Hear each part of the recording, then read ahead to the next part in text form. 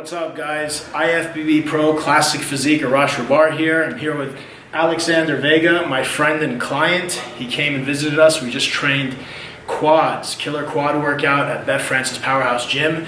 I just wanted to introduce Alex to you guys because I think Alex has a lot in common with a lot of you guys out there. Alex is 24 years old. He's in school and he's working. He's actually in school to become a doctor, which is very admirable because we know how hard that is.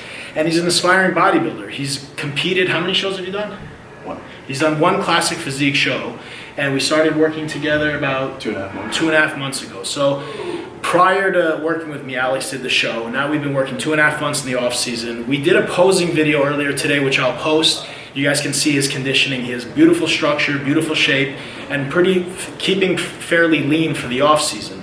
Now, again, the reason I'm introducing Alex is because I want to ask Alex, at this age, trying to become a doctor, why compete?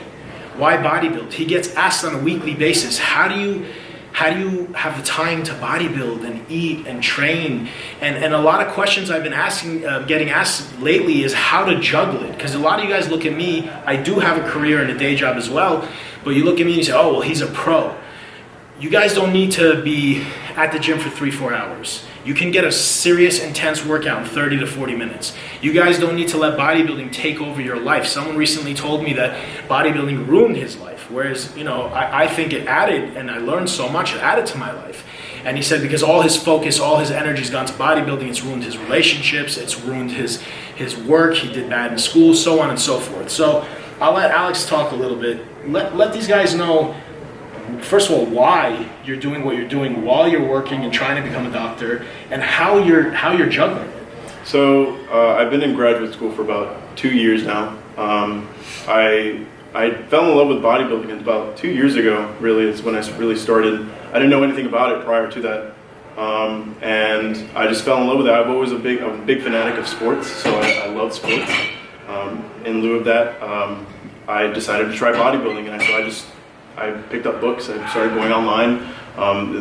The online world is ubiquitous with bodybuilding information, so I just started picking up that. And as time went on, I learned that even through my undergraduate career, getting my bachelor's degree, I had to prioritize. You know, it's hard taking 16 to 18 credit hours worth of classwork, especially when my major was chemistry. So whenever you're taking those difficult advanced chemistry courses, and then you have to, you don't have a meal to eat, or you have to spend hours in the library studying.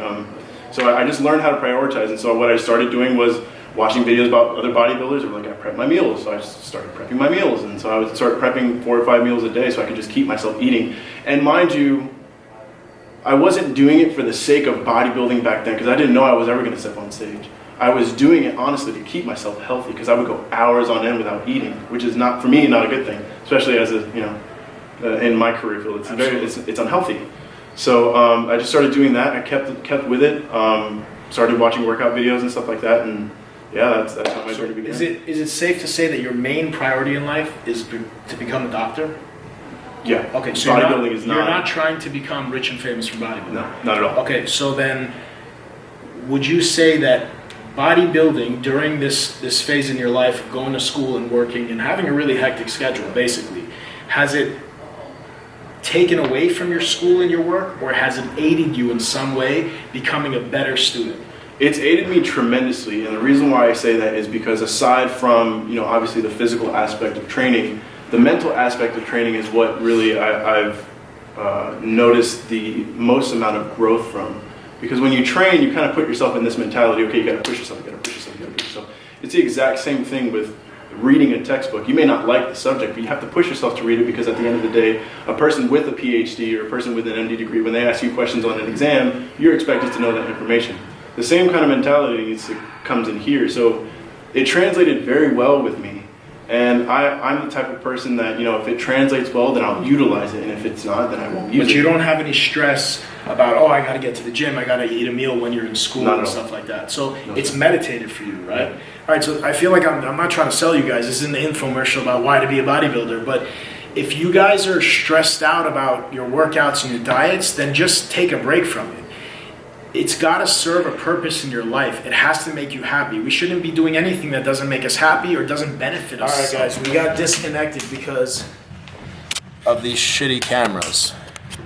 Shouldn't be a shitty camera because it's brand new, but so I was saying that, you know, bodybuilding shouldn't be a chore. It shouldn't mess up other aspects of your life. It should be a pleasure. It should be something that you're doing because you love doing it. Now, you did your show, you're a student, you're working. What made you reach out to me? So I had my first show and I didn't really like the way I looked. And so there was a disconnect because I was just like, well, I know I could look better, but maybe I just need to be taught a different way, or maybe I just need the correct guidance. You know, not everyone meshes well when it comes to working out and having someone guide you along the way. And so I just started looking around, and I've known you for a few years now, and I like who you are as a person, at least from what I've seen on social media and whatnot, because that's really all the information that you can gain is from social media. And I was like, oh, he seems like a really nice guy, humble guy. So I reached out to you. I think I DM'd you. I don't remember. That's right. So I was like, hey man, you know, one reached out, and the rest is history. Yeah. So, you know, Alex is a very knowledgeable guy when it comes to nutrition and bodybuilding. He's learned a lot on his own, and because he's studying to be a doctor and he's in school, he's not lazy. He reads and researches, and he learned a lot. He got himself in great condition to do a show, but he reached out to me to utilize my experience. That's, you know, 4 times. I've been at this for 4 times longer than he has. You know, I've been doing this for 22 years, dieting and training and bodybuilding, and I'm 12 years older than him. So he reached out to me to utilize my experience. Now, I'm not telling you guys about me as a coach. I'm just bringing this up because I want you guys to be aware of what you're asking for and what you're getting when you reach out to people for diets or for coaching. Any of you can figure out a diet on your own with a calculator on Google, a BMI, and you can come up with a diet. My initial diet, my workout that I gave you, that's not really what he chose me for. What he's getting with me is the eye. Me looking at him and learning his body over the weeks and months we've been working together, and knowing what his body needs, because your body speaks to you. It tells you your metabolism is fast, your metabolism is slow, you need more salt, you need more water, you need less carbs, you need more fat. It's just a matter of you paying attention and knowing which cues to read and speak the language of your body, because unfortunately it's not speaking in English. You know, it's telling you, but it's telling you in its own way. So don't sugarcoat it. I'm not trying to, you know, make me look like the best coach, but what has changed for you? Like, what did you benefit from working with me? So the first thing that I noticed personally was your quickness to reply. That's one thing that really spoke to me. I was like, whoa, wow, he's dedicated to at least the people that he works with. So you get a quick reply, and if there's any changes to any aspect of either the training or the diet, it's right then and there, so I can make the proper adjustments. Number 1. Number 2, aside from the quick reply, I really enjoyed the training. I've never experienced that type of training before. The heavy, hardcore, you know, drop the reps. Before I used to do like 20 reps of like everything that wasn't really supersets, you know.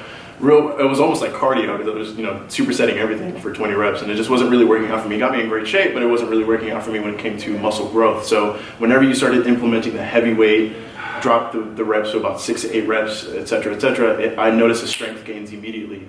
And then along with the diet, I noticed that there would be some days where I would just look completely flat, and I wasn't really keeping track of the things that I was eating as much. And when I started working with you and I was keeping track of what I was eating, I noticed that I was a lot fuller, bigger, and stronger almost the entire day. More consistent. It was a lot more consistent, and you keeping an eye on me was like, okay, well, we're going to change this. It may even be the most minute detail, but it still kept me right on track, and I never had a bad. Let me ask you a question. What did you weigh in your show? On stage or weigh-in? Either one. Weigh-in. Weigh-in, I was about 187 pounds. And what do you think your body fat was? Maybe 7-8%. And you're how much now? I'm about 202 pounds, 200. And your back detail, as you guys will see in the posing video, your back detail is completely showing. You can see about 80% of your abs, and your conditioning is pretty good. Yeah, I've kept my conditioning. I haven't put on enormous amounts of fat. I've built muscle in all of the correct areas of which you told me, you know, these are the things. And another thing with the workouts that he's given me is he'll tell you from Jump Street, all right, here's some of the things that you could work on from a physique standpoint. So if you need a bigger chest, he'll implement those things in your workout. So that's also another thing that I enjoyed. Again, the reason I bring this up is that I didn't give Alex a diet and say, see you later. We touch base every week, and we see what's going on, if he needs more or less food. We change the meals around when needed. If everything is working and it's going well and I like the progress he's making, we don't make any changes. We add or take away cardio when needed. So basically, I'm just a set of eyes, and I'm overseeing his physique, and I can easily give him a high calorie diet and be like, here, follow this for the next 8-12 weeks because it's a bulking diet. But putting on excess fat in the off season is one of the biggest mistakes everybody makes. High body fat changes your body hormonally, and he can attest to that because he's studying to be a doctor. Higher body fat equals higher estrogen. Estrogen is the devil. We don't want high estrogen. You're gonna feel like shit. If you're eating a ton and you're putting on body fat, your body literally becomes efficient at storing fat. When you're at a lean state, your body is more efficient. It's a fat burning and glycogen storing machine. When you're dieting, your body's really good at burning fat and it's really good at utilizing nutrients. When you go into your off season, the first 4 to 6 weeks is magic. You can't help but gain muscle. But after that, if you keep on eating more and more and more and more, and you start putting on excess weight, it's a disaster. Guys come to me 180 pounds and say, I want to be 220. Where do you get this number from? You're not going to put on 40 pounds of muscle. You're not going to put on 25 pounds of muscle. You just got to look at your body, and as long as your strength is going up in the gym and you're progressing in the gym, you're getting good pumps and you feel good and your energy levels are good, you're on track. You don't need to eat a boatload. So again, you'll see his conditioning and the shape that he's in, sitting at 200 pounds, which is not a lightweight at all. We're about the same height. You're 5'10", right? Mm-hmm. 200 pounds, 5'10", 24-year-old student with abs is pretty impressive. And, we trained legs together, very, very strong. Were you this strong a year ago? No, not at all. So the lower volume got you strong? Yeah, the lower volume, it was a complete different world. I was immensely shocked. I was like, I didn't even know I could squat this much. I didn't even know I could shoulder press this much, like dumbbell shoulder. I was like, oh, okay. This video is not about supplements and anabolics, but I'm just going to say this because I'm sure a lot of people are wondering. Alex is 100% natural. So, the techniques that we are implementing and using, it applies to everybody. We all pretty much train and eat the same. Some things will change here and there, but he's made this progression, he's made these gains just by eating right, food timing, and lifting heavy. So just wanted you guys to hear this from somebody other than myself. All my videos are mainly me. I want you guys to see the same techniques and the same stuff that I tell you guys. It works. It works for everybody. Men, women, young, old, 24-year-old student with a job, still progressing. So keep that in mind, guys. Till next time. Thanks, Alex. Thank you. Appreciate it.